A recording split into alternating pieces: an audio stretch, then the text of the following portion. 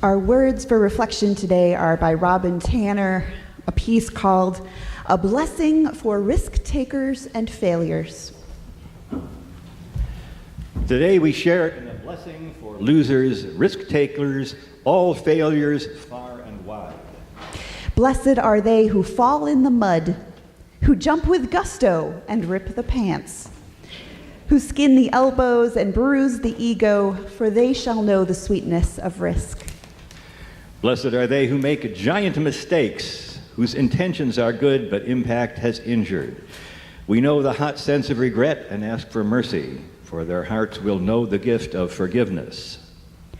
Blessed are they who have seen a D or an F or a C or any letter less than perfect, who are painfully familiar with the red pen and the labels as less than, for they know the wisdom of the imperfect.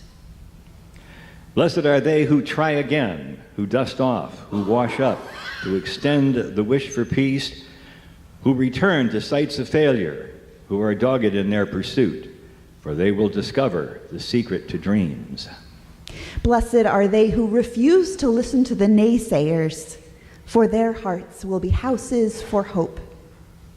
Blessed are they who see beyond the surface of another, for they will be able to delight in the gift of compassion. Blessed are they who stop running the race to help a fellow traveler, who pick up the fallen, who stop for injured life, for they shall know the kindness of strangers. Blessed are they who wildly, boldly abandon winning, for they shall know the path of justice. So ends our reading.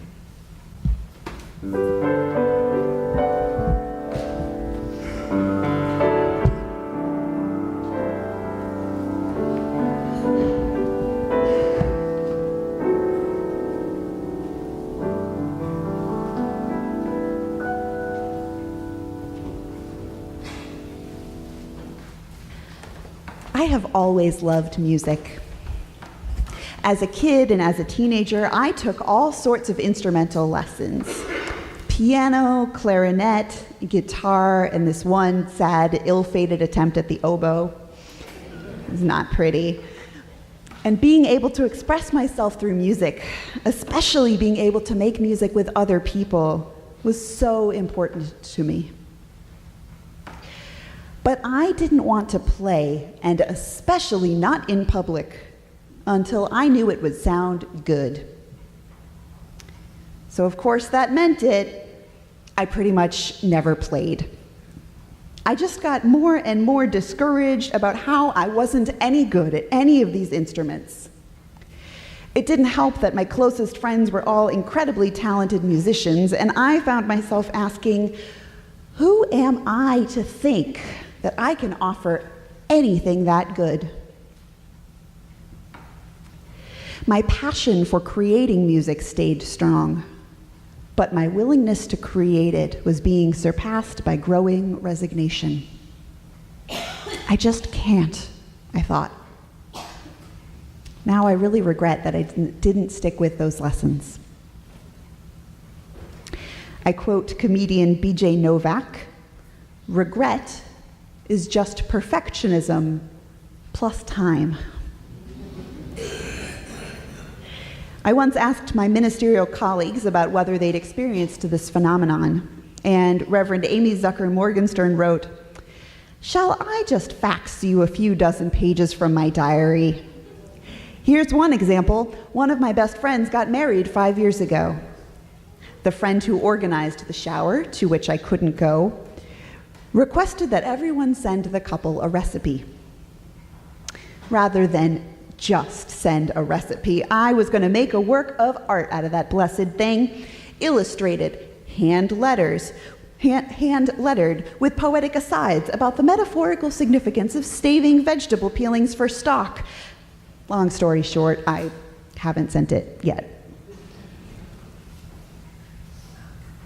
And when I was preparing to have my first job interviews, I remember my dad giving me the tip that when the interviewers ask that question, "What is your greatest weakness?" I should respond with the weakness that isn't really a weakness: "I'm a perfectionist." I'm coming to see that while perfection is a laudable goal, perfectionism can paralyze us. Let's parse that a little bit. Author Brené Brown writes, "Perfectionism is not the same thing as striving to be your best.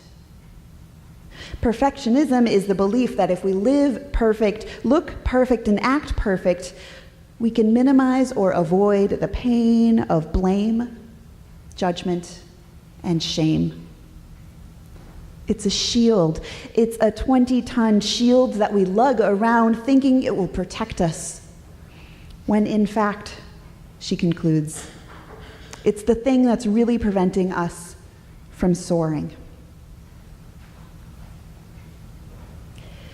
A great way to practice setting down that shield of perfectionism, the paralysis of not trying something until you know it'll come out just right, is to sing in a choir. My high school choir director at Nashua, well, it was Nashua High back when there was still just one, Mrs. Sophia Santerre, changed my whole approach to music when she told us, "Sing your mistakes loudly. We need to hear them in order to be able to fix them." She didn't say if we make a mistake. When learning a new piece, it's nearly guaranteed that we would. What she said was, "Let us hear them and let us grow because of them." How might it be in all of our lives if we were willing to make our mistakes out loud? How might it be if we were willing to let people see us grow because of them? So this is the first interactive piece of this sermon. I'm going to ask for a show of hands. How many of us here today have ever sung in a church choir? Great. Allow me to preach to the choir for a moment. We get the blessing of practicing this week after week. We work our tails off in rehearsal, we practice, we do our best, and then Sunday comes. Whether we think we're ready or not, Sunday comes and it's time to sing what we've got. We could live week to week in perpetual terror of making a mistake or of flubbing an entrance or messing up a tricky section. That sounds totally miserable. It also sounds like a quick path to burning out on something that we care about. Instead, week after week, we get the practice of finding joy and satisfaction in offering whatever it is we have to offer, which is an opportunity I now extend to us all. My friend Lindsay Scott taught me this great adaptation of Leonard Cohen's song Anthem, and we're going to sing it. And it's call and response, so that means I'll sing a line, and I invite you to sing it back to me. And don't worry, church is a perfection-free zone. So it goes like this. Forget your perfect offering. Forget your perfect offering. Just sing the song that you can sing. Just sing the song that you can sing. There is a crack in everything. There is a crack in everything. That's how the light, that's how the light gets in. That's how the light gets in. Hold on to that because it's coming back. The 18th century French philosopher Voltaire wrote that perfect is the enemy of the good. I might put it this way, don't let the perfect get in the way of the good. I first heard that teaching from an amazing community organizer named Mayor Lakin. I was a new fellow with the Jewish Organizing Initiative, a one-year community organizer training in Boston. It was our first weekend together, and we were getting an intensive primer on community organizing.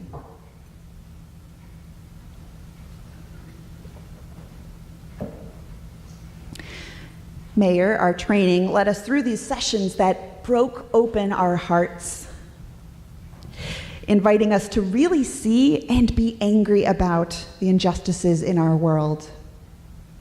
I remember feeling like a fire had really been set in our hearts to gather people together to bring about a better world. And I felt overwhelmed by the scope of how broken our world was, by how much work there was to do. I heard my group mates dreaming big, envisioning huge actions that could produce huge society-altering wins. And just as the energy in the room was getting to be almost unbearably intense, Mayor paused and said, "One of the most important things to remember when you're doing justice work is to not let the perfect get in the way of the good. Hang on to those dreams of the world as they could be and keep working until you get there. But don't let it paralyze you or keep you from seeing the value in smaller wins. Justice work is done one small step at a time, and you need to celebrate each step in the right direction. Otherwise," he concluded, "what's the point?"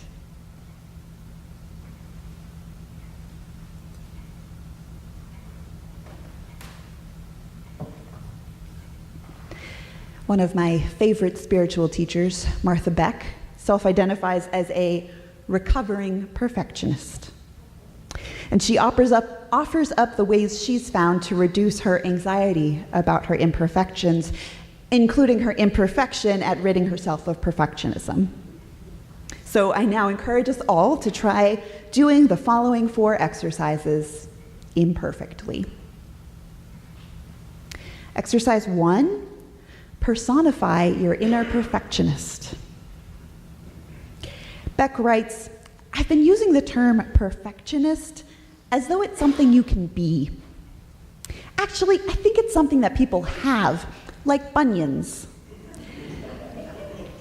Separating your innate personality from your perfectionism frees you to confront it rather than get lost in it. To that end, I recommend giving your perfectionism its own name and face. Scribble a picture of it, name it something ridiculous, and do something insulting to this picture whenever your perfectionism acts up. By just externalizing and rejecting your inner critic, you rob it of its power." Exercise 2, embrace creative hopelessness. Great term, right? Your perfectionism will tell you that it is your ticket to perfection, your one chance at a flawless existence. And this may be true for you. If your brand of perfectionism has created a life free of mistakes or shortcomings, by all means, please carry on. But if you're anything like me, perfectionism usually paralyzes you before you begin, stiffens you until you mess up, and sends shame howling through your consciousness, even if you do well. It's time to wake up and smell this dark-roasted little truth. Perfectionism never delivers on its promise of perfection. It does not work. Some psychologists use the phrase creative hopelessness to describe the moments when we realize that our psychological strategies are useless or counterproductive. Giving up the delusional hope that we can or must be perfect allows us to seek happiness in the only place that it can be found, in our real, messy, imperfect experience. To arrive at creative hopelessness, write down your reason for maintaining your perfectionism. It might sound something like this.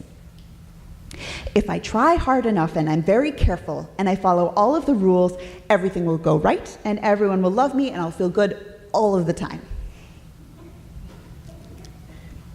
So ask yourself then the following question, made famous by our good friend Dr. Phil. So how's it working for you? Beck continues that the most common response she gets when she asks this question, whether working with herself or a client, is laughter. Releasing our doomed, anxious hope for perfection opens us to the joy available in our actual lives. Exercise 3, do something badly. Gradual, safe exposure to whatever makes us anxious is often the most powerful way of eliminating anxiety. In order to not be cowed by imperfection, you must not only accept the imperfect, but seek it. Beck says, I never sit down to write an excellent first draft or even a good one. Following Anne Lamott's advice, I give every first draft the same working title in big capital letters, and I paraphrase for church, crummy first draft. My goal is always to create something readers wouldn't even want to scrape off their shoes. And adopting this objective gives me permission to do the lousy job that I'm sure to do on any initial attempt. It gets me through the excruciating process of going from nothing to something. No matter how odious it may be, turning it into something better is usually less work. And you may even turn it into something good. The first step toward achieving excellence is imperfection. So try this. Choose something you've always wanted to do. Paint, jog, meditate, whatever. Now set out to do this thing really badly. Your inner perfectionist may erupt in violent protest. Thank her for sharing, and then reward yourself for daring to do a terrible job. An even better option is the buddy system. Commit with a friend that you'll both do something really terribly, and then praise each other for following through. And I highly recommend church social hours as a place to find that buddy. If we have the guts to do this, we'll find that contrary to conventional wisdom, people love us when we're openly imperfect. And exercise 4, just keep showing up. 90% of staying in shape, says one of my professional athlete clients, is getting to the gym. I've heard high-achieving people say the same thing to me about pretty much every human enterprise. Successful musicians just show up day after day to practice their instruments. Successful business folks show up for their customers. Successful writers show up to the blank page. Successful activists show up to the boring committee meetings. Ask any of them, and they'll tell you that most days they come nowhere near to perfection. What makes them successful is not instant excellence, but the sheer, simple repetition of showing up. The same is true of our even more significant task of sustaining human relationships. Consider the people who have most blessed your life. Are they the folks that you remember as perfect, or those who were simply consistently there for you? You don't have to be perfect for your friends, for your family, or for your beloved. You just have to show up. Beck concludes, long experience as a profoundly flawed person has taught me this unexpected truth: that welcoming imperfection is the way to accomplish what perfectionism promises, but never delivers. It gives us our best performance and genuine acceptance into the family of human, and by that I mean imperfect, beings. So here and now, this is my wish for us. Let's not let the perfect get in the way of the good. When we catch ourselves asking, who am I to offer the world my imperfect offering? Ask instead, who am I not to? The world needs our gifts, messy and imperfect as that might be.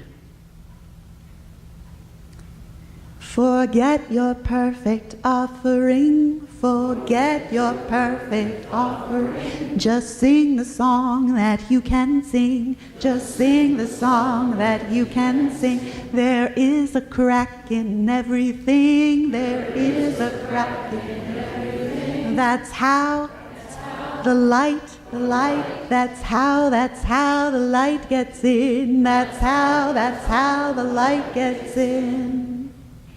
So may it be. Amen.